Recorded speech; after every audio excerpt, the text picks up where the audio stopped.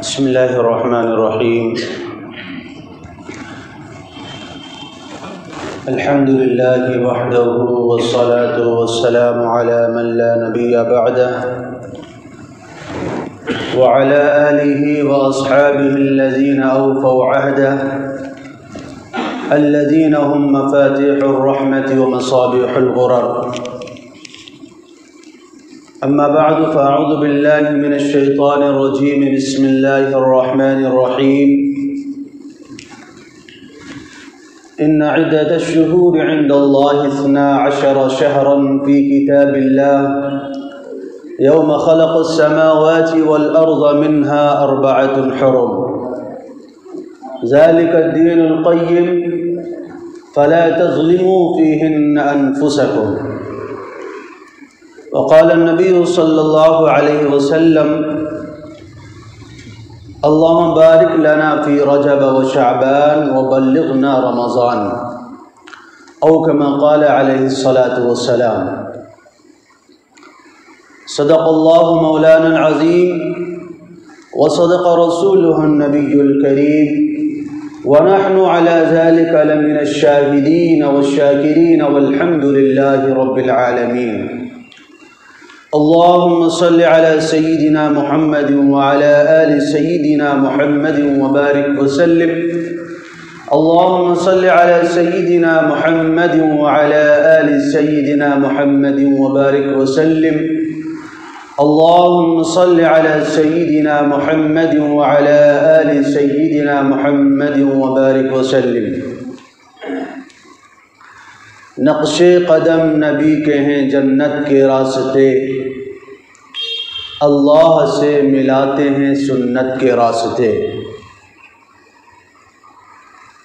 اور کی محمد سے وفا تو نے تو ہم تیرے ہیں، کی محمد سے وفا تو نے تو ہم تیرے ہیں.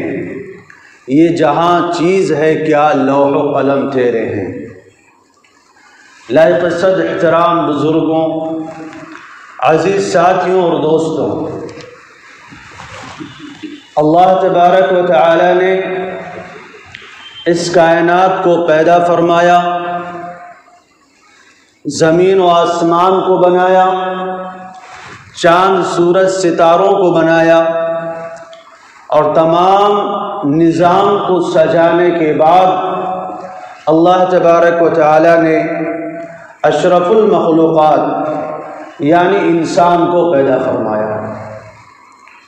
اور اللہ تبارک و تعالی نے انسانوں کو پیدا فرمانے کے بعد صرف پیدا فرما کر بے یار و مددگار چھوڑ نہیں دیا، بلکہ انسانوں کی جتنی ضروریات تھی، انسانوں کی جتنی حاجتیں تھیں، اللہ تبارک و تعالی نے ان تمام چیزوں کا انتظام بھی اسی دنیا میں فرمایا. چنانچہ اللہ تبارک و تعالی فرماتے ہیں کہ ہم نے تم کو مٹی سے پیدا کیا ہے، اور انسان کا جسم جو کہ مٹی سے بنا ہے، تو انسان کی جسم کی جتنی ضروریات ہیں وہ سب اللہ تعالیٰ نے مٹی کے اندر پیدا فرما دی ہے. انسان کو پانی کی ضرورت ہے، پانی مٹی سے نکلتا ہے. انسان کو کھانے کی ضرورت ہے، کھانا مٹی سے نکلتا ہے. انسان کو لباس کی ضرورت ہے، لباس کا پودا بھی مٹی ہی سے پیدا ہوتا ہے. انسان کو اور دیگر ضروریات ہیں. غرض یہ ہے کہ اللہ تبارک و تعالیٰ نے انسانوں کے فائدے کے واسطے زمین میں مختلف قسم کے ذخیرے اللہ تعالیٰ نے پیدا فرمائے ہیں. چنانچہ آپ دیکھیے ابھی حال کے زمانے میں انسانوں کی جو چیزیں کام آ رہی ہیں، پیٹرول بھی زمین سے نکلتا ہے، ڈیزل بھی زمین سے نکلتا ہے، گیس بھی زمین سے نکلتی ہے، لوہا بھی زمین سے نکلتا ہے، سونا چاندی بھی زمین سے نکلتا ہے، پیتل بھی زمین سے نکلتا ہے. جتنی قسم کے دھات ہیں وہ ساری چیزیں زمین سے پیدا ہوتی ہیں. یہ اس لیے کہ اللہ تعالیٰ نے انسان کے جسم کو مٹی سے پیدا فرمایا ہے. تو انسان دو چیزوں کے مرکب کا نام ہے. ایک جسم ہے اور ایک روح ہے۔ جسم تو ڈھانچے کو کہتے ہیں اور روح جو ہے وہ اصل انسان ہے، کیونکہ جب تک روح جسم کے اندر باقی ہے، جب تک وہ فلاں ہے یا فلاں ہے، اس کا نام باقی رہتا ہے، اس کا مقام باقی رہتا ہے، معاشرے کے اندر اس کا وجود باقی رہتا ہے، لوگوں کے اندر، گھر کے اندر اس کا وجود باقی رہتا ہے۔ لیکن جیسے ہی یہ روح بدن سے نکل جاتی ہے اور آسمان کی طرف منتقل ہو جاتی ہے، اسی وقت سے انسان کا نام کچھ بھی ہو اب اس کو لاش کہنے لگ جاتے ہیں، اب اس کو مردہ کہا جاتا ہے، اب اس کو اس کے بیٹے، اس کی اولاد، اس کی بیوی بھی اب گھر میں رہنا گوارا نہیں کرتی، کہتے ہیں اس کو جلدی سے دفن کر کے قبرستان پہنچاؤ، کفن پہنا کر کے جلدی سے اس کو قبرستان پہنچاؤ۔ اب دنیا والے، معاشرے والے، خاندان والے، رشتہ دار اب اس انسان کا جسم جو کہ پہلے بھی وہی ہاتھ تھا، وہی آنکھیں، وہی زبان، وہی چہرہ، سب کچھ پہلے والا ہی موجود ہے، لیکن جب اصل انسان چلا گیا ہے تو آپ کہتے ہیں کہ اس ڈھانچے کی بھی ہمیں کوئی ضرورت نہیں ہے۔ اب اس ڈھانچے کو جلدی سے انسان جو ہے اس کے مقام تک پہنچاؤ، کیونکہ یہ ڈھانچہ مٹی سے نکل کے آیا تھا، اس لیے اس ڈھانچے کو جلدی سے مٹی میں دفن کر دو۔ تو انسان دو چیزوں کے مجموعے کا نام ہے، ایک ہے روح اور ایک ہے جسم۔ جسم مٹی سے پیدا ہوتا ہے اور روح جو ہوتی ہے وہ آسمان سے آتی ہے، وہ اللہ کا حکم ہے، وہ اللہ کا فیصلہ ہے۔ اللہ تبارک و تعالیٰ اپنے امر سے روح کو پیدا فرماتے ہیں، انسان کے جسم میں داخل فرماتے ہیں۔ تو جسم کی جو ضروریات ہیں وہ مٹی سے پیدا ہوتی ہیں اور روح کی جو ضروریات ہیں وہ آسمان سے آتی ہیں، کیونکہ جسم مٹی سے پیدا ہوا تو جسم کی ضروریات بھی مٹی سے آتی ہیں۔ روح آسمان سے آتی ہے تو روح کی جو ضرورت ہے، روح کا جو تقاضا ہے وہ بھی آسمان سے آتا ہے، اور وہ چیز کیا ہے؟ اللہ کا قرآن ہے۔ اللہ تعالیٰ فرماتے ہیں الا بذکر اللہ تطمئن القلوب، انسانوں کی روح کو جو سکون ملتا ہے وہ اللہ کی یاد سے ملتا ہے۔ اللہ کو یاد کر کے انسان کو تسلی ہوتی ہے۔ آپ نے مچھلی کو دیکھا ہوگا، مچھلی کی جان جو ہے پانی میں ہے، اگر آپ اس کو پانی سے باہر نکال دیں کچھ منٹوں کے بعد، کچھ گھنٹوں کے بعد وہ دم توڑ دیتی ہے۔ کیوں؟ کیونکہ اس کا وجود پانی سے متعلق ہے۔ پانی سے آپ اس کو الگ کر دیں گے تو اس کی روح باقی نہیں رہتی ہے، اس کا وجود باقی نہیں رہتا ہے۔ ایسی اللہ تبارک و تعالیٰ فرماتے ہیں الا بذکر اللہ تطمئن القلوب، اے انسانوں غور سے سن لو، اس بات کو اپنے دماغ میں بٹھا لو، دل میں اتار لو کہ تمہیں جو سکون ملے گا، اگر تمہیں سکون کی تلاش ہے، اطمینان کے تم متلاشی ہو، تو تمہیں اطمینان کہاں ملے گا؟ اللہ کی یاد میں ملے گا، کیونکہ سکون کا تعلق روح سے ہے، اور روح کو سکون کب ملے گا؟ جب اللہ تعالیٰ سے بندے کو قرب ملے گا، جب اللہ تعالیٰ سے بندے کو تعلق ملے گا، اس وقت روح کو سکون ملے گا۔ تو بہرحال بات یہ چل رہی تھی کہ اللہ تبارک و تعالیٰ نے انسان کی جسم کی ضروریات کو بھی عطا فرمایا ہے اور انسان کی روح کی جو ضرورت تھی وہ بھی عطا فرمایا ہے۔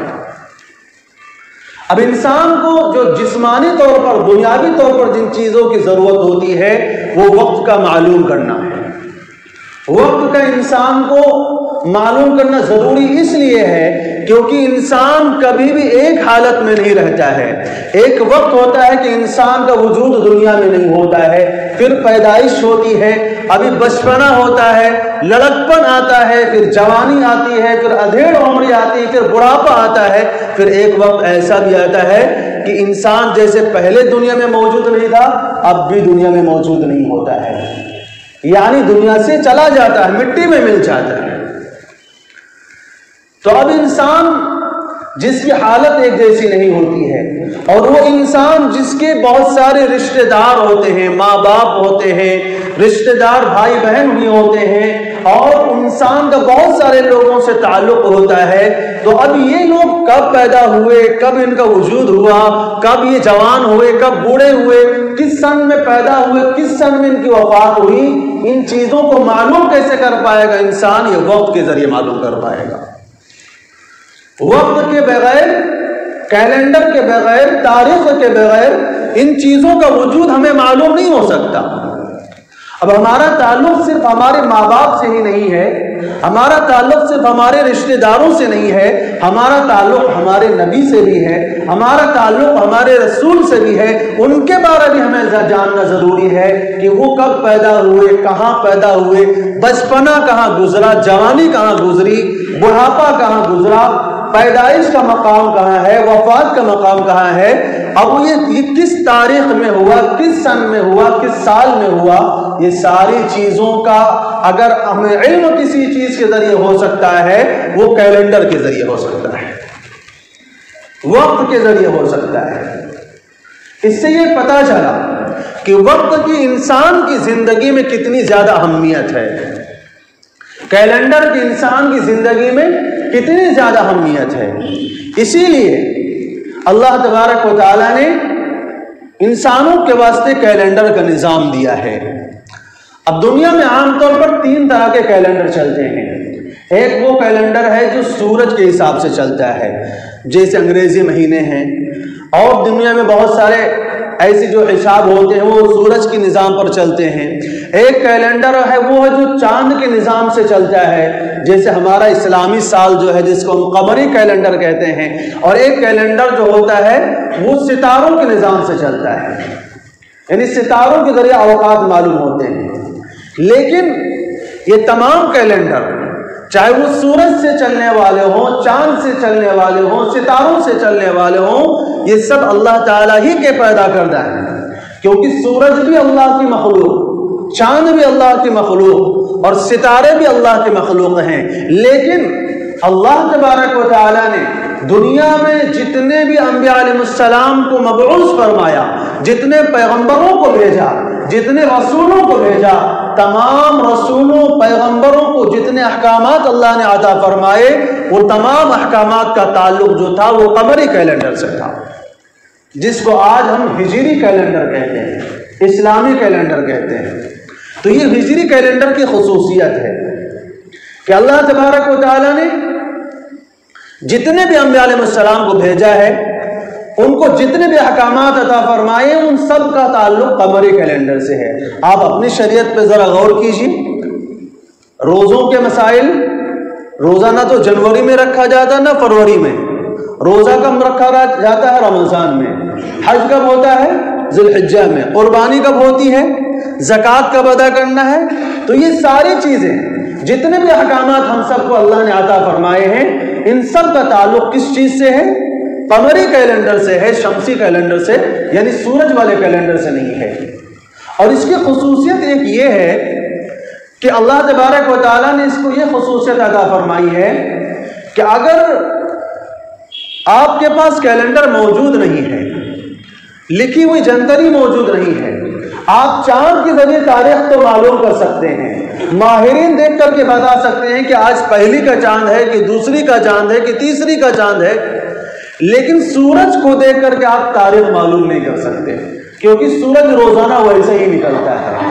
ستاروں کے ذریعے آپ تاریخ معلوم نہیں کر سکتے، ستارے ویسے ہی روزانہ روشن ہوتے ہیں، آپ کو کیسے پتا چلے گا کہ آج تاریخ کون سی ہے؟ تو یہ ہجری کیلنڈر کی خصوصیت ہے کہ اگر دنیا میں جنتری موجود نہ بھی ہو، جب بھی آپ جو ہے چاند کو دیکھ کر کے حساب معلوم کر سکتے ہیں۔ اللہ تبارک و تعالیٰ فرماتے ہیں ان عدت الشہور عند اللہ 12 شہرا فی کتاب اللہ۔ اللہ تبارک و تعالیٰ کی نظر میں مہینوں کی تعداد 12 ہے۔ مشرکین تھوڑی گڑبڑی کیا کرتے تھے، مشرکین سال کے اندر 12 مہینے اور 15 دن کا سال بنایا کرتے تھے۔ اللہ تبارک و تعالیٰ نے فرمایا نہیں، یہ جو تم گڑبڑیاں کرتے ہو ایسا نہ کرو، اللہ کی نظر میں سال کے جو دن ہیں وہ 12 مہینوں کے ہیں، اور یہ دن کب سے ہیں؟ جس دن سے اللہ تعالیٰ نے زمین اور آسمان کو پیدا کیا ہے۔ یہ اس کا تعلق کسی مذہب سے نہیں ہے، اس کا تعلق کسی پیغمبر سے نہیں ہے. اللہ تبارک و تعالیٰ کی نظر میں یہ سال کے جو 12 مہینے ہیں، ان عدۃ الشہور عند اللہ 12 شہرا فی کتاب اللہ یوم خلق السماوات والارض. اللہ تعالیٰ فرماتے ہیں ان کا تعلق کب سے ہے؟ یہ 12 مہینے کب سے چلتے ہیں؟ جس دن سے اللہ تعالیٰ نے زمین و آسمانوں کو پیدا کیا ہے. منہا 4 حرم، جن میں سے 4 مہینے قابل احترام ہیں. اب وہ 4 مہینے کون سے ہیں قابل احترام؟ اس کے بارے میں قرآن کا بیان خاموش ہے. رسول اللہ صلی اللہ علیہ وسلم کی حدیث بیان کرتی ہے. رسول اللہ صلی اللہ علیہ وسلم فرماتے ہیں منہا 4 حرم 3 متوالیات، 3 مہینے اس میں سے لگاتار آتے ہیں. وہ کون سا ہے؟ ذوالقعدہ، ذوالحجہ اور محرم. یہ 3 مہینے لگاتار آتے ہیں. اور 4تھا مہینہ کون سا ہے؟ رجب کا مہینہ ہے. تو یہ 4 مہینے محترم ہیں، اور یہ وہ مہینے ہیں جن کو زمانے جاہلیت میں بھی بڑا احترام حاصل تھا. آپ جانتے ہیں عرب کی وہ قوم جس کا پیشہ ہی لڑائی جھگڑا تھا، جن کی زندگی کا جو ذریعہ معاش جو تھا وہ ایک دوسرے پر ڈاکہ ڈالنا، لوٹ مار کرنا ہوا کرتا تھا. جو طاقتور قبیلہ ہوتا تھا وہ کمزوروں کے اوپر حملہ کر کے ان کے مال کو، ان کے پیسوں کو، ان کے جانوروں کو لوٹ لیا کرتا تھا، اور اسی طرح ان کی زندگی بسر ہوا کرتی تھی. پھر مال ختم ہو، پھر کسی کے اوپر حملہ کیا اور لوٹ کر لے آئے، پھر اپنے جو ہے کچھ دنوں کا انتظام ہو گیا. اب 4 مہینوں میں یہ جنگ نہیں کیا کرتے تھے، تو اب اس میں گڑبڑی کیا کرتے تھے؟ کبھی کبھار مہینوں کے نام چینج کر دیا کرتے تھے. اب لگاتار 3 مہینے آتے ہیں. اب 3 مہینے لگاتار بیٹھنا مشکل ہے، کیونکہ جو مال لوٹ کر کے رکھا ہو سکتا ہے 3 مہینے سے پہلے ہی ختم ہو جائے. تو اب کیا کہتے تھے؟ محرم کا نام سفر کر دیا کرتے تھے، سفر کا نام محرم کر دیا کرتے تھے. کہتے تھے اس سال سفر کا نام محرم ہوگا اور محرم کا نام سفر ہوگا.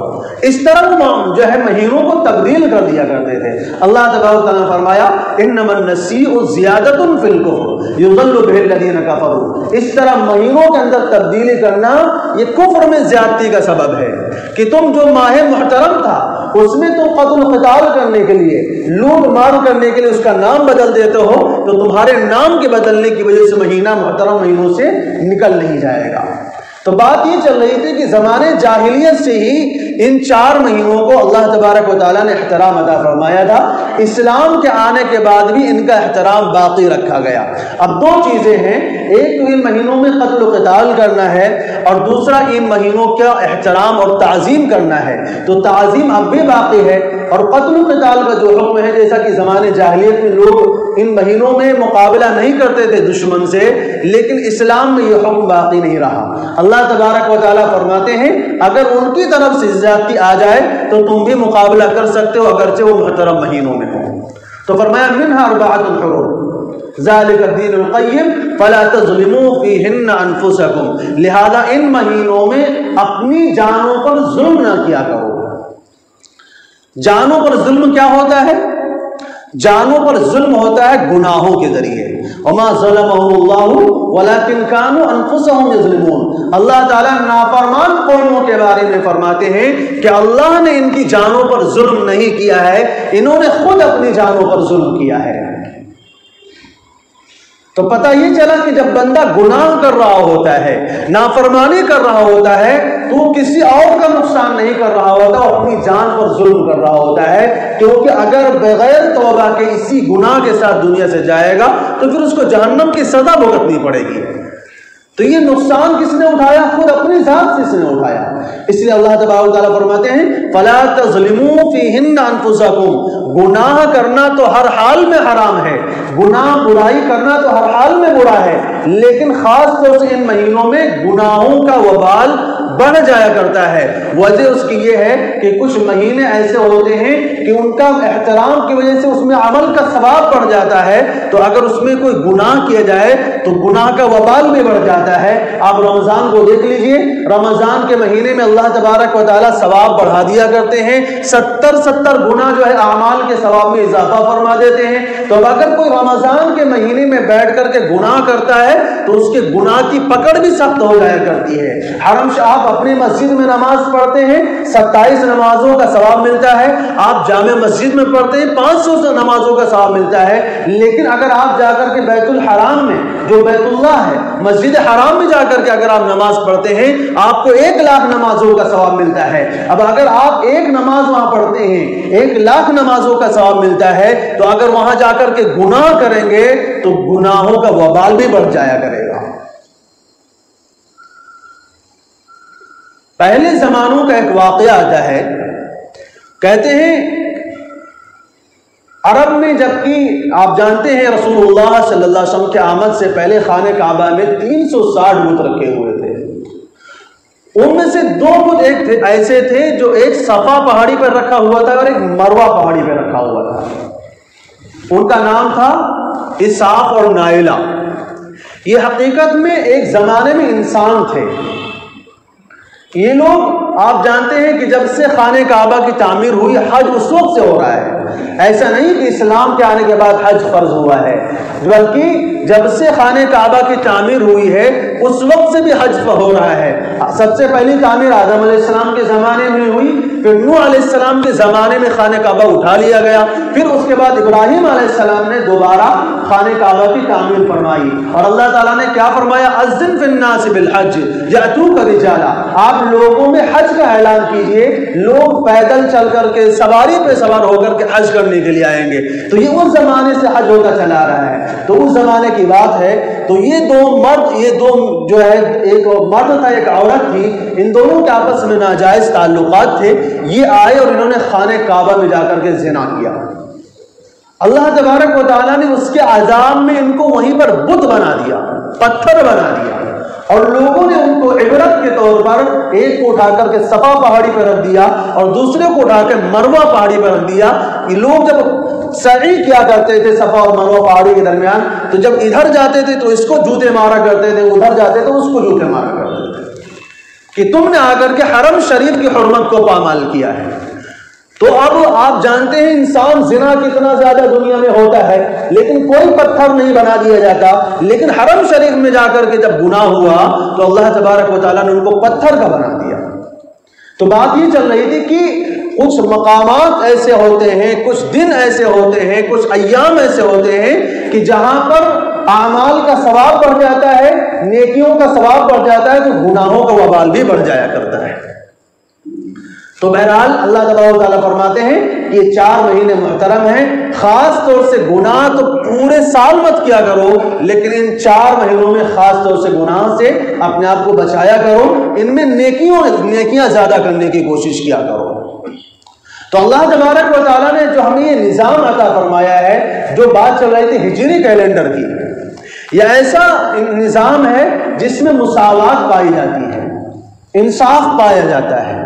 وہ اس طرح کہ اگر خدا نخواستہ اللہ تبارک و تعالیٰ نے ہمیں جو احکامات عطا فرمائے ہیں وہ قمری کیلنڈر کو بجائے شمسی کیلنڈر کے حساب سے اگر عطا فرماتے تو آپ جانتے ہیں مثال کے طور پر اگر رمضان کو مئی جون میں رکھا جاتا تو ہمیشہ رمضان مئی جون میں ہی آتا۔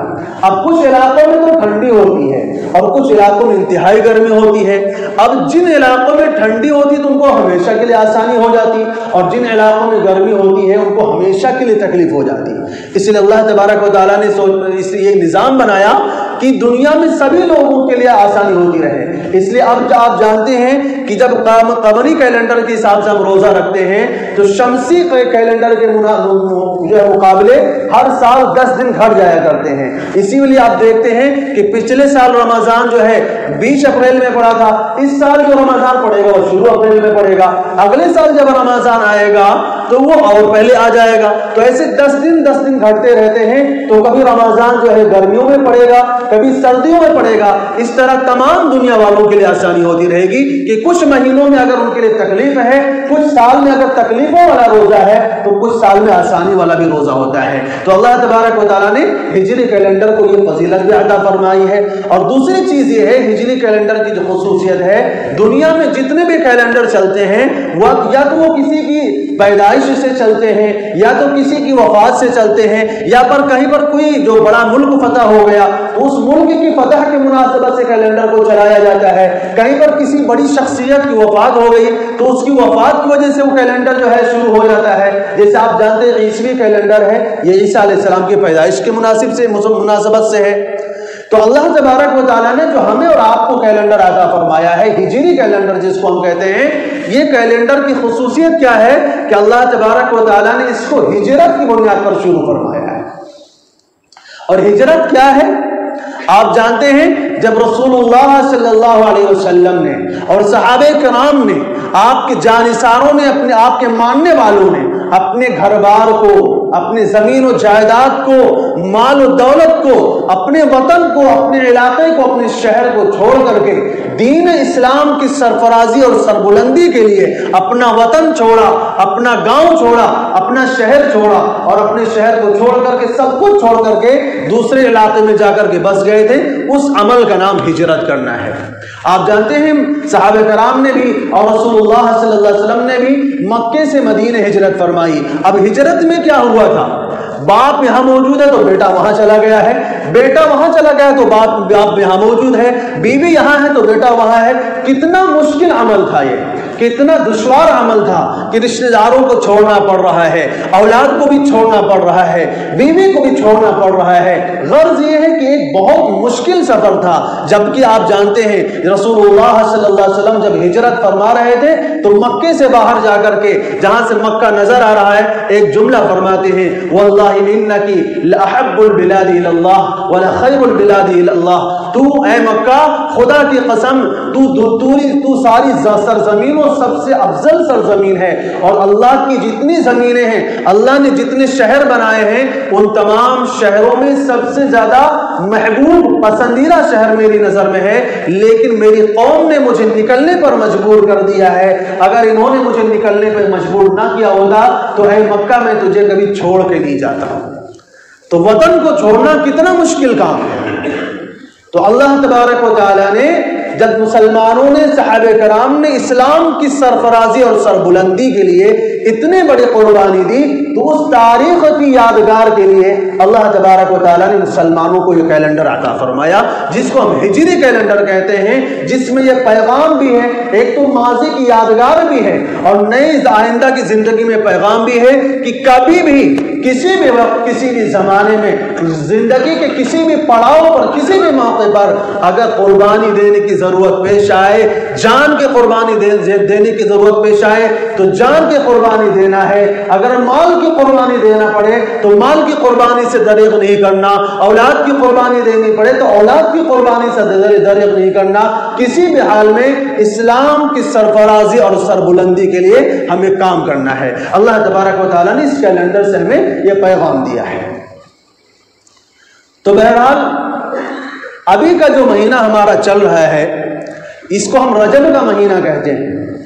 رجب کے معنی ہیں تعظیم کرنے کے، چونکہ یہ محترم مہینوں میں سے ہے، اس کی تعظیم کی جاتی تھی، اس لیے اس کو رجب کہا جاتا ہے۔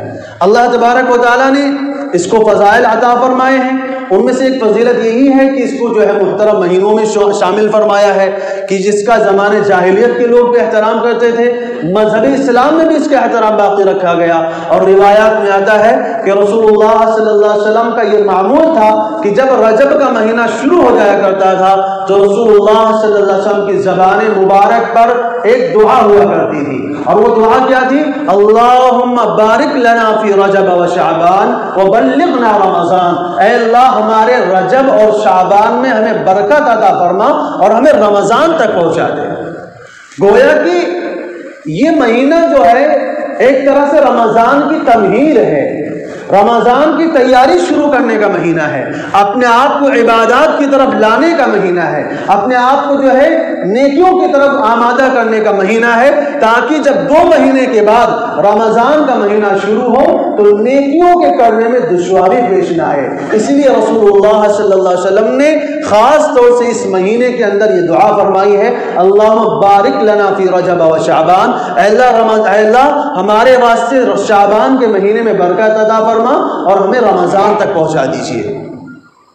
ایک روایت میں اور آتا ہے کہ اللہ تبارک و تعالیٰ کے فرماتے ہیں رسول اللہ صلی اللہ علیہ وسلم ان اللہ اختار البلاد، اللہ تعالیٰ نے شہروں کو پسند فرمایا، شہروں کو چنا، فَأَحَبُّ الْبِلَادِ إِلَى اللَّهِ الْبَلَدُ الْحَرَامِ، اللہ کے نظر میں سب سے پسندیدہ شہر جو ہے وہ مکہ ہے۔ اس کے بعد فرماتے ہیں اللہ تعالیٰ نے مہینوں کو منتخب فرمایا، تو اللہ تعالیٰ کی نظر میں سب سے پسندیدہ مہینے جو ہیں الاشہر الحرم فرمایا کہ جو 4 مہینے جو محترم مہینے ہیں یہ پسندیدہ مہینے ہیں۔ اس کے بعد اللہ تعالیٰ پر رسول اللہ صلی اللہ علیہ وسلم فرماتے ہیں وَاخْتَارَ اللَّهُ الْأَيَّامِ، اللہ تعالیٰ نے دنوں کو پسند فرمایا، فَأَحَبُّ الْأَيَّامِ إِلَى اللَّهِ يَوْمُ الْجُمُعَةِ، اللہ کے نظر میں سب سے پسندیدہ دن جو ہے وہ جمعہ کا دن ہے۔ اس کے بعد فرماتے ہیں اللہ تعالیٰ نے اوقات کو پسند فرمایا، وَاخْتَارَ اللَّهُ الْأَوْقَاتِ فَأَحَبُّ الْأَوْقَاتِ إِلَى اللَّهِ أَوْقَاتُ الصَّلَوَاتِ الْمَكْتُوبَاتِ، اللہ تعالیٰ کی نظر میں تمام 24 گھنٹے میں جو سب سے پسندیدہ اوقات ہیں وہ اوقات ہیں جن میں 5 نمازیں ادا کی جاتی ہیں۔ اس کے بعد اللہ تعالیٰ نے راتوں کو منتخب فرمایا، اور راتوں میں جو سب سے پسندیدہ رات ہے وہ لیلۃ القدر ہے۔ اس کے بعد فرماتے ہیں وَاخْتَارَ اللَّهُ الْكَلِمَاتِ، اللہ تعالیٰ نے باتوں کو پسند فرمایا، ہم اپنی زبان سے جو باتیں بولتے ہیں، جو جملے نکالتے ہیں، اچھی باتیں بولتے ہیں، بری باتیں بولتے ہیں، کیسی بھی باتیں بولتے ہو، اللہ تعالیٰ کی نظر میں سب سے پسندیدہ باتیں کیا ہے؟ لا الہ الا اللہ واللہ اکبر وسبحان اللہ والحمد للہ، یہ 4 جملے جو ہیں یہ اللہ تعالیٰ کی نظر میں سب سے زیادہ پسندیدہ ہیں۔ تو اس روایت کو جو پیش کرنے کا مقصد تھا وہ یہ تھا کہ اللہ تبارک و تعالیٰ کی نظر میں مہینوں میں 4 مہینے جو ہیں سب سے زیادہ پسندیدہ ہیں، اور ان میں سے ایک مہینہ جو یہ موجودہ مہینہ ابھی چل رہا ہے جس کو ہم رجب کا مہینہ کہتے ہیں۔ تو یہ اس کے فضائل ہیں۔ بقیہ اس کے علاوہ خاص طور سے اس مہینے کے فضائل کے تعلق سے کوئی باتیں، کوئی روایت یا کوئی حدیث جو ہے وارد نہیں ہوئی ہے۔ جتنی بھی روایتیں اس مہینے کے تعلق سے جو بیان کی جاتی ہیں وہ عام طور پر گڑھی ہوئی باتیں ہوتی ہیں، موضوع باتیں ہوتی ہیں، بے سند باتیں ہوتی ہیں، اور یہ وہ باتیں ہوتی ہیں جن کے بارے میں رسول اللہ صلی اللہ علیہ وسلم نے بہت سختی کے ساتھ تنبیہ فرمائی ہے۔ خاص طور سے احادیث کے سلسلے میں رسول اللہ صلی اللہ علیہ وسلم نے بہت سختی کے ساتھ تنبیہ فرمائی ہے۔ آج کل ہمارا ایک ماحول چل رہا ہے، خاص طور سے سوشل میڈیا کا زمانہ ہے، واٹس ایپ فیس بک کا زمانہ ہے۔ اب اس میں کیا ہوتا ہے، کہیں سے بھی کوئی حدیث مل جاتی ہے فوراً اس کو دوسرے کے پاس بھیجنا شروع کر دیتے ہیں، حالانکہ اس طرح کرنا یہ منافقین کا عمل قرآن کہتا ہے۔ وَإِذَا جَاءَهُمْ أَمْرٌ مِّنَ الْأَمْنِ أَوِ الْخَوْفِ أَذَاعُوا بِهِ، فرمایا منافقین کا کام یہ ہوتا ہے کہ جب بھی ان کو کوئی خبر ملتی فوراً اس کو پھیلانا شروع کر دیتے ہیں۔ حقیقت کیا ہے، مومنین کا کام کیا ہونا چاہیے؟ فرمایا وَلَوْ رَدُّوهُ إِلَى الرَّسُولِ وَإِلَى أُولِي الْأَمْرِ مِنْهُمْ لَعَلِمَهُ الَّذِينَ يَسْتَنبِطُونَهُ مِنْهُمْ، کوئی بھی بات تمہارے سامنے آئے، خوشی کی خبر ہے، غم کی خبر ہے، کیسی بھی خبر ہے، اگر تمہارے سامنے کوئی خبر آئی ہے پہلے اس کی تحقیق ہونی چاہیے، اس کے بارے میں حقیقت معلوم کرنا چاہیے، اس کے بعد اس کو پھیلانا چاہیے۔ تو بات یہ کر رہا تھا، عرض یہ کر رہا تھا کہ احادیث کے سلسلے میں ہمیں خاص طور سے بہت ہی زیادہ محتاط رہنے کی ضرورت ہے، کیونکہ آقا صلی اللہ علیہ وسلم نے فرمایا ہے، فرمایا من کذب علی متعمدا فلیتبوأ مقعدہ من النار من قال علی ما لم اقل فلیتبوأ مقعدہ من النار، فرمایا بہت سارے لوگ تمہارے سامنے اگر احادیث بیان کریں گے، روایات لے کر کے آئیں گے، اور وہ روایتیں ایسی ہوں گی جو میں نے کہی ہی نہیں ہوں گی، میں نے کبھی ارشاد ہی نہیں فرمایا ہوگا، میں نے کبھی ان کو بیان ہی نہیں کیا ہوگا۔ اب ایسے لوگ جو میری طرف سے حدیثیں گڑھ گڑھ کے لوگوں کو پہنچاتے ہیں، مثال کے طور پر ابھی رمضان کا مہینہ آنے والا ہے، ابھی رمضان کا مہینہ جیسے قریب آئے گا ایک حدیث بہت زوروں سے پھیلنا شروع ہو جائے گی، جو شخص رمضان کی بشارت سنائے، جو شخص کسی کو رمضان کی خبر سنائے، اس کے لیے جنت واجب ہو جاتی ہے۔ یہ حدیث آپ لوگوں نے بھی پڑھی ہوگی، آپ لوگوں کی بھی نظر سے گزری ہوگی، بہت ساری جب بھی رمضان کا مہینہ قریب آتا ہے یہ حدیث شروع جو ہے لوگوں میں پھیلنا شروع ہو جاتی ہے، حالانکہ یہ حدیث بالکل جھوٹی حدیث ہے، اس کا رسول اللہ صلی اللہ علیہ وسلم سے کوئی تعلق نہیں ہے، یہ رسول اللہ صلی اللہ علیہ وسلم کے اوپر الزام اور بہتان ہے۔ تو فرمایا جو شخص رسول اللہ صلی اللہ علیہ وسلم کے خلاف جان بوجھ کر حدیثیں بیان کرتا ہو، جان بوجھ کر حدیثیں گڑھتا ہو، ایسے لوگوں کے بارے میں رسول اللہ صلی اللہ علیہ وسلم کیا فرماتے ہیں؟ من کذب علی متعمدا، جو شخص میرے خلاف جان بوجھ کر جھوٹ بولتا ہے، فلیتبوأ مقعدہ من النار۔ اب آپ کو تو پتہ نہیں ہے، آپ نے وہ حدیث دیکھی پڑھ لی، آپ نے دوسروں کو پھیلانا چاہا کہ بھئی یہ تو دین کی بات ہے، یہ تو اچھی خبر ہے، چلو دوسروں کو پہنچا دیتے ہیں، دوسروں کو سنا دیتے ہیں، دوسروں کو بھی اس کے بارے میں معلوم ہو جائے گا۔ آپ کا مقصد کیا ہے؟ ثواب کمانا مقصد ہے، آپ کا مقصد نیکی پھیلانا مقصد ہے۔ تو اللہ کے رسول کیا فرماتے ہیں؟ تم تو اس خیال میں ہوگے کہ میں تو نیکی پھیلا رہا ہوں، تم تو اس خیال میں ہوگے کہ میں تو ثواب کما رہا ہوں، لیکن حقیقت میں کیا ہوگا کہ آپ کو بے غیر تحقیق کی وہ بات پھیلانے کی وجہ سے جہنم کے اندر آپ کی سیٹ کنفرم ہو رہی ہے، جہنم کے اندر اس کا ٹھکانہ متعین ہو رہا ہے۔ فَلْيَتَبَوَّأْ مَقْعَدَهُ مِنَ النَّارِ، ایسے آدمی کو اپنا ٹھکانہ جہنم میں بنا لینا چاہیے۔ اس لیے میں نے کہا اس مہینے کے تعلق سے بہت ساری روایات آپ کے سامنے آتی ہوں گی، بہت ساری باتیں آپ کے سامنے آتی ہوں گی، خاص طور سے اس مہینے میں بہت سارے خرافات بھی ہوتے ہیں، بہت سارے نہ کرنے کے کام ہیں وہ بھی کیے جاتے ہیں، تو اس میں ہمیں خاص طور سے محتاط رہنے کی ضرورت ہے، احتیاط کرنے کی ضرورت ہے۔ جیسے کہ اس مہینے کی پہلی جمعہ کی رات میں ایک خاص نماز پڑھی جاتی ہے جس کو صلاۃ الرغائب کے نام سے جانا جاتا ہے، کچھ کہانیاں سنائی جاتی ہیں جو حضرت فاطمہ رضی اللہ تعالیٰ عنہ کی کہانی کے نام سے جانا جاتا ہے، کچھ تیوہار کیے جاتے ہیں جن کو آپ جو ہے کنڈوں کے نام سے جانتے ہیں۔ یہ وہ ساری چیزیں ہیں جن کا شریعت سے کوئی تعلق نہیں ہے۔ یہاں پر فرقہ واریت کی بات نہیں ہو رہی ہے، کسی خاص جماعت کی بات نہیں ہو رہی ہے، یہاں پر بات ہو رہی ہے رسول اللہ صلی اللہ علیہ وسلم کی شریعت کی، بات ہو رہی ہے رسول اللہ صلی اللہ علیہ وسلم کے فرمان کی۔ اگر آپ کو کسی چیز کے بارے میں تحقیق نہیں ہے، پہلے جا کے آپ تحقیق کیجیے، کتابیں موجود ہیں، کتابیں نہیں پڑھ سکتے علماء موجود ہیں، آپ جا کر کے تحقیق کیجیے، مسئلہ معلوم کیجیے۔ آپ کے لیے بغیر کسی تحقیق کے کسی بھی مسئلے پر عمل کرنا حرام ہے۔ قرآن کہتا ہے وَالَّذِينَ إِذَا ذُكِّرُوا بِآيَاتِ رَبِّهِمْ لَمْ يَخِرُّوا عَلَيْهَا صُمًّا وَعُمْيَانًا، جب ان کے سامنے کوئی قرآن کی بات آتی ہے، حدیث کی بات آتی ہے، تو اللہ کے نیک بندے کیسے ہوتے ہیں؟ فرمایا وہ اندھے بہرے ہو کر کے گر نہیں جاتے ہیں، پہلے اس کی تحقیق کرتے ہیں، اس کے بارے میں حقیقت معلوم کرتے ہیں، پھر اس پر عمل کرتے ہیں۔ اللہ تعالیٰ کا یہ حکم ہے کہ جب بھی کوئی بات تمہارے پاس آئے پہلے تحقیق کر لیا کرو، اس کے بعد عمل کیا کرو۔ اب آپ جانتے ہیں کہ یہ کچھ رسوم ایسے منائے جاتے ہیں، خاص طور سے اس مہینے کے اندر جو جیسے ایک رسم ہے جو کنڈوں کی رسم کے متعلق ہے، اب اس کے بارے میں کہانی گڑھی گئی ہے۔ ایک واقعہ بتایا جاتا ہے کہ حضرت جعفر صادق رضی اللہ تعالیٰ عنہ جو حضرت علی رضی اللہ تعالیٰ عنہ کے پڑ پوتے ہیں، جعفر صادق رضی اللہ تعالیٰ عنہ یہ حضرت امام محمد الباقر کے بیٹے ہیں، اور حضرت علی زین العابدین کے پوتے ہیں، اور حضرت حسین رضی اللہ تعالیٰ عنہ کے پڑ پوتے ہیں، اور حضرت علی رضی اللہ تعالیٰ عنہ کی اگلی نسل کے۔ تو یہ 4 یا 5 نسلوں کے بعد حضرت جعفر صادق رضی اللہ تعالیٰ عنہ کا جو سلسلے نسب ہے وہ حضرت علی رضی اللہ تعالیٰ عنہ کے پاس پہنچتا ہے، اس کے واسطے سے پھر حضرت فاطمہ، اور حضرت فاطمہ کے پاس واسطے پھر رسول اللہ صلی اللہ علیہ وسلم تک جاتا ہے۔ اب حضرت جعفر صادق رضی اللہ تعالیٰ عنہ وہ شخصیت ہیں کہ انہوں نے فرمایا کہ ابو بکر رضی اللہ تعالیٰ عنہ نے مجھے 2 مرتبہ جنم دیا ہے، ابو بکر نے مجھے 2 مرتبہ پیدا کیا ہے، کیونکہ ان کی والدہ جو ام فروہ رضی اللہ تعالیٰ عنہ ہے، ایک سلسلے سے حضرت ابو بکر کی پڑ پوتی بھی لگتی ہے اور دوسرے سلسلے سے پڑ نواسی بھی لگتی ہے۔ یعنی ابو بکر رضی اللہ تعالیٰ عنہ کی ایک پوتے ہیں حضرت عبد الرحمن، ان کی بیٹی ہے حضرت اسماء رضی اللہ تعالیٰ عنہ، عبد الرحمن محمد بن عبد الرحمن بن ابی بکر، اور ایک ہے قاسم بن محمد بن ابی بکر۔ تو قاسم کے جو بیٹے ہیں اور عبد الرحمن کی جو بیٹی ہیں، ان کا جو ام فروہ رضی اللہ تعالیٰ عنہ، ان کی والدہ جو ہیں وہ حضرت محمد بن قاسم کی بیٹی ہیں، اور حضرت ابو بکر رضی اللہ تعالیٰ عنہ کی جو دوسرے پوتے ہیں عبد الرحمن، ان کی یہ بیٹی ہے۔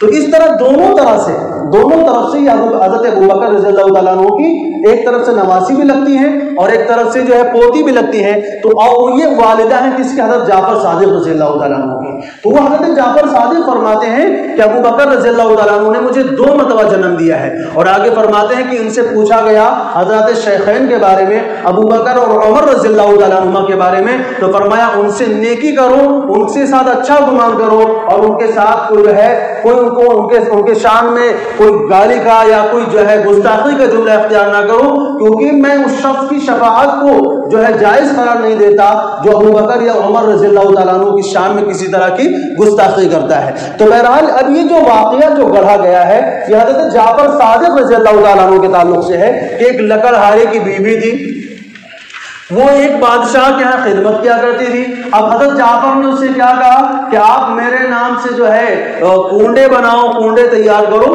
اور تو اس کی وجہ سے تمہاری مغفرت بھی ہو جائے گی، شفاعت بھی واجب ہو جائے گی. اگر تمہاری مغفرت نہ ہو تو قیامت کے دن میرا گریبان پکڑ لینا. اب کہتے ہیں اس نے وہ عمل کیا تو اس کا شوہر بہت مالدار ہو گیا اور اس کی نوکری چھوٹ گئی. دوسرے نے عمل نہیں کیا تو اس کا شوہر جو ہے کنگال ہو گیا، برباد ہو گیا. یہ ایک کہانی گڑھی گئی. اب آپ جانتے ہیں آپ سنی مسلمان ہیں، آپ کا تعلق اہل سنت والجماعت سے. یہ جو رسم ہے اس کا شریعت سے کوئی تعلق نہیں ہے. کیوں؟ کیونکہ یہ جو واقعہ بیان کیا جاتا ہے اس بنیاد پہ بیان کیا جاتا ہے کہ اس تاریخ میں، وہ تاریخ کیا ہے؟ 22 رجب المرجب.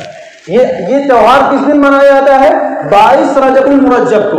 یہ 22 رجب المرجب کو یہ بتایا جاتا ہے کہ اس دن حضرت جعفر رضی اللہ تعالیٰ عنہ کی پیدائش ہوئی ہے.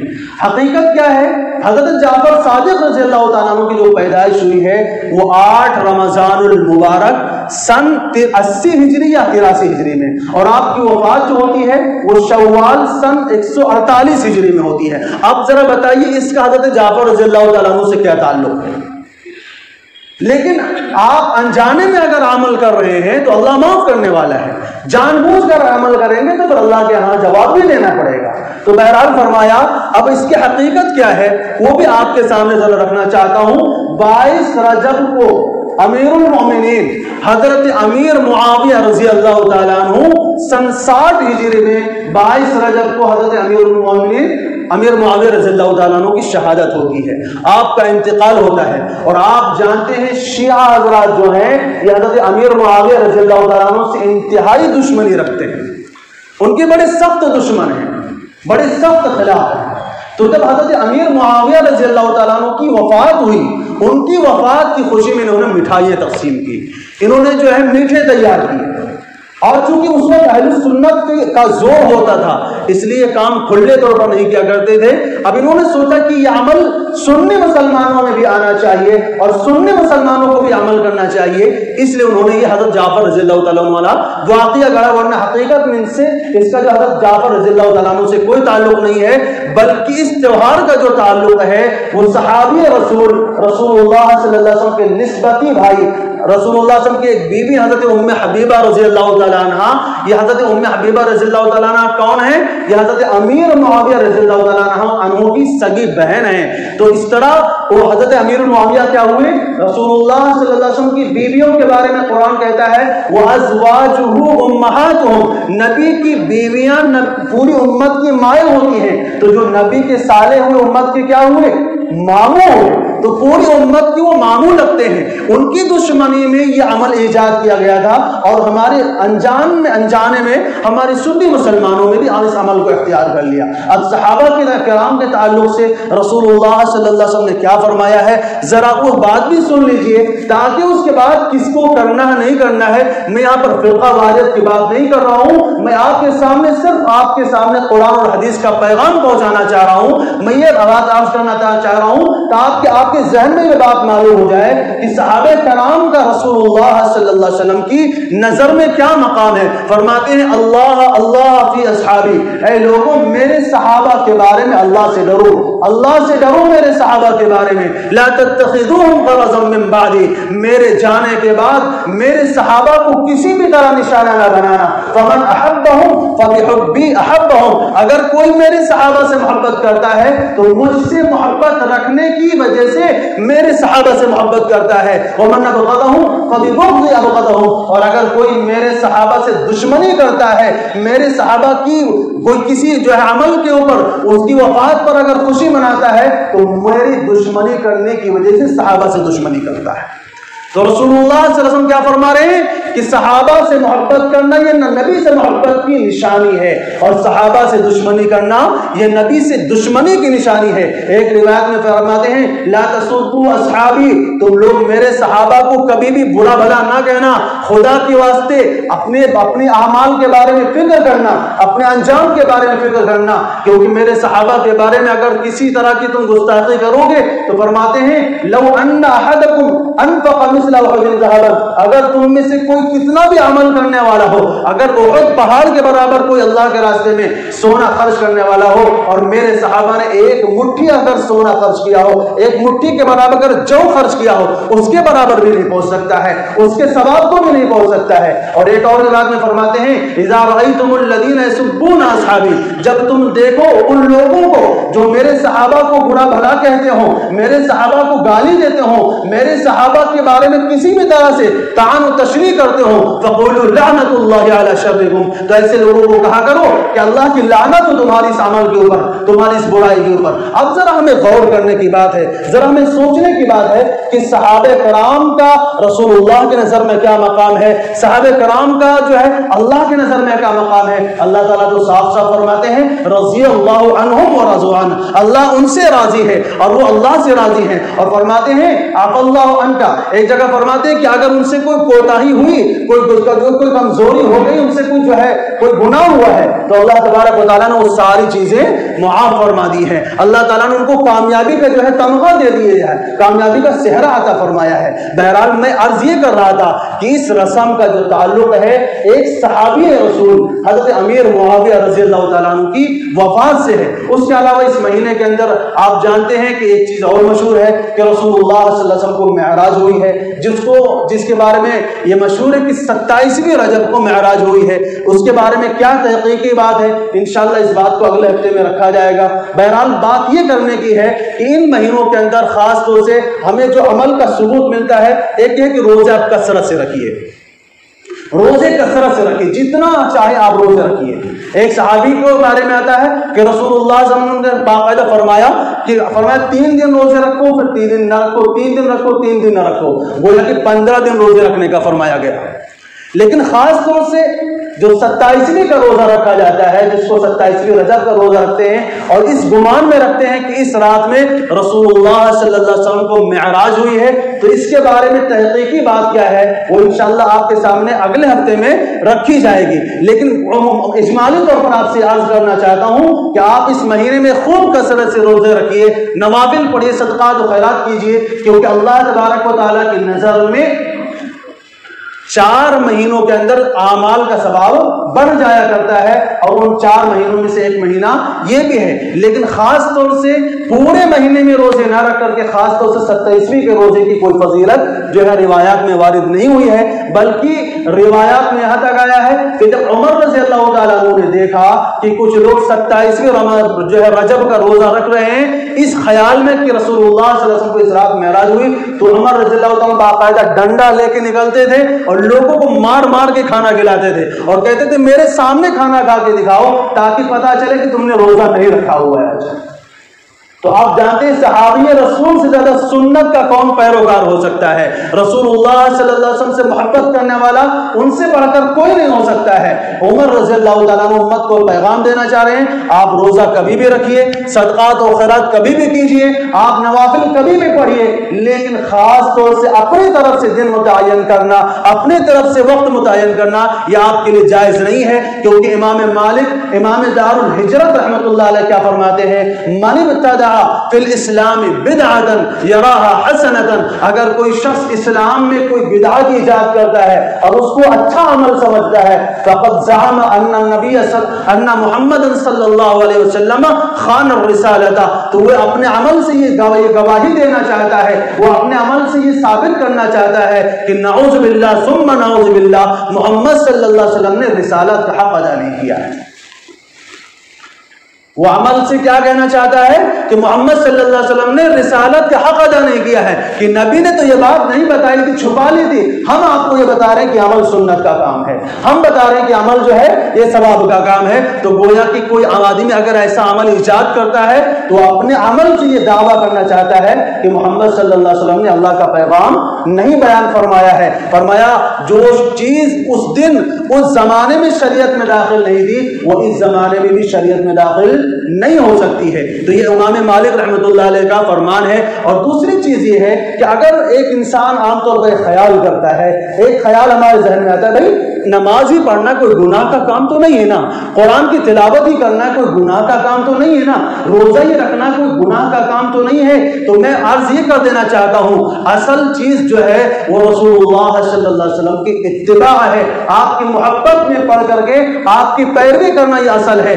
اللہ کے رسول جب کہیں روزہ رکھو تو روزہ رکھنا ہے، اللہ کے رسول کہہ دے کہ روزہ آج نہیں رکھنا تو نہیں رکھنا ہے، یہ شریعت ہے۔ اگر اللہ کے رسول کہیں کہ ابھی نماز پڑھو تو نماز پڑھنا ہے، اگر کہیں آج نماز نہیں پڑھنا تو نہیں پڑھنا، یہی شریعت ہے۔ غرض ہم جتنے بھی اعمال کرتے ہیں، جتنے بھی عبادات ہم انجام دیتے ہیں، ان تمام چیزوں کا تعلق اتباع رسول سے ہے، سنت رسول سے ہے۔ آپ جانتے ہیں روزہ رکھنا عبادت کا کام ہے، لیکن اگر کوئی عید کے دن روزہ رکھ لے، آپ بتائیے اس کو ثواب ملے گا کہ عذاب ملے گا؟ اس کو عذاب ملے گا، اس کی پکڑ ہوگی۔ آپ جانتے ہیں نماز پڑھنا ثواب کا کام ہے، لیکن 3 اوقات میں نماز پڑھنے سے منع فرمایا گیا ہے، سورج نکلنے کے ٹائم، زوال کے ٹائم اور غروب کے وقت، جبکہ سورج ابھی غروب ہو رہا ہو۔ اب ایسے وقت میں کوئی انسان نماز پڑھے گا، آپ ذرا خود ہی بتائیے اس کو ثواب ملے گا کہ عذاب ملے گا؟ پتہ یہ چلا کہ جس دن جس عمل کو کرنے کا رسول اللہ حکم دے اس عمل کے کرنے پر ہمیں ثواب ملے گا،